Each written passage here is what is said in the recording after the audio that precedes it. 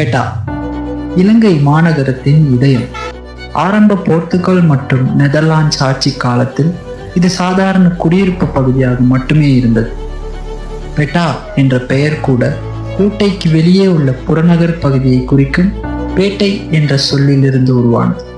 இது சிங்கள மொழியில் இட்டகொட்டுவ என்றும் அழைக்கப்படுகிறது. டச்சு காலத்தில் உயர்தர மக்கள் வாழும் குடியிருப்பு பகுதியாக மட்டுமே இருந்த இப்பகுதி இன்று பரபரப்பான வர்த்தக மையமாகவும் தமிழ் வர்த்தகர்களின் முக்கிய உணவு தானிய சந்தையாகவும் மாறியிருக்கிறது.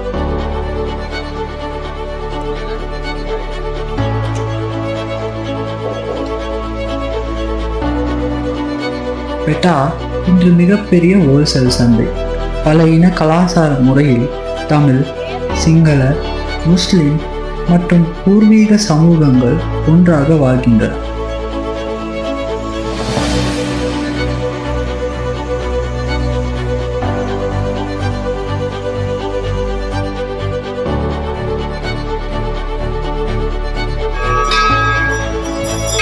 கோவில்கள், மசூதிகள், தேவாலயங்கள் அருகருகே இருக்கும் ஒரு சிறிய உலகம்தான். இத்தனை வணிக மையமாக வளர்ச்சி பெற்ற இந்த பெட்டாவில் மக்களின் வளர்ச்சியில் மாற்றம் ஏற்பட்டுள்ளதா?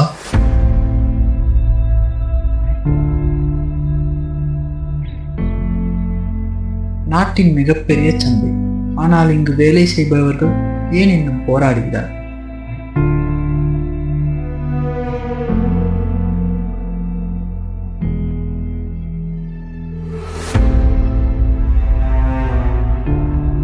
காலை உதயத்திலிருந்து மாலை சூரியன் மறையும் வரை இங்கு வேலை நிற்காது.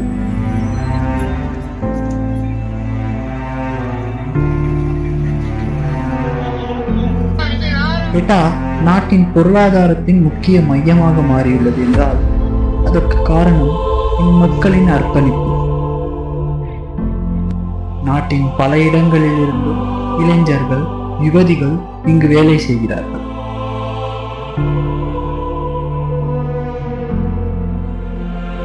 தினசரி சம்பளத்திற்காக வாழ்கிறார்கள். நாளை என்ன ஆகும் என்று தெரியாமல் இன்று மட்டுமே வாழ்கிறார்கள். இது நாட்டின் பொருளாதாரத்திற்கு உயிர் கொடுக்கிறது. ஆனால் அதன் மக்களுக்கு அதே வாழ்க்கையை தருகிறதா?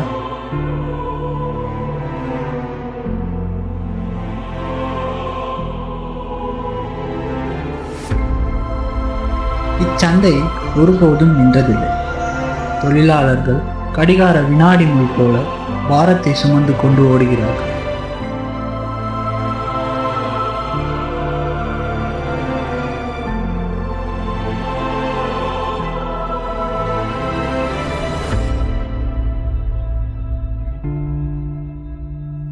ஒவ்வொரு கடைக்கும், ஒவ்வொரு மனிதருக்கும் ஒரு கதை இருக்கிறது.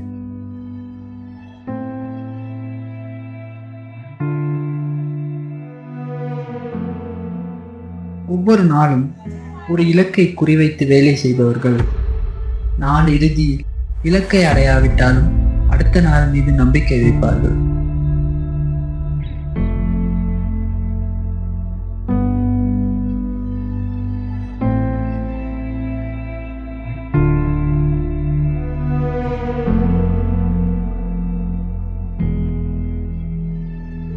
இத்தனை கஷ்டங்களையும் வெளியே காட்டிக்கொள்ளாமல், புன்னகையையும் பூட்டிக் கொள்ளாமல், சிறிய சந்தோஷத்திலும் சிரித்த முகத்துடன் இருப்பது இவர்களின் இயல்பு.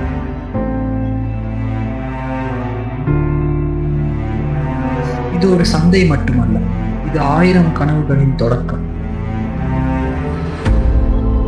இங்கு வேலை செய்யும் ஒவ்வொருவரும் என்றாவது ஒரு நாள் நம் வாழ்க்கை வாழ்வாதாரம் மாற்றமடையும் என்ற நம்பிக்கையுடன், மன உறுதியுடன் தினசரி வாழ்க்கையை நடத்துகின்றார்.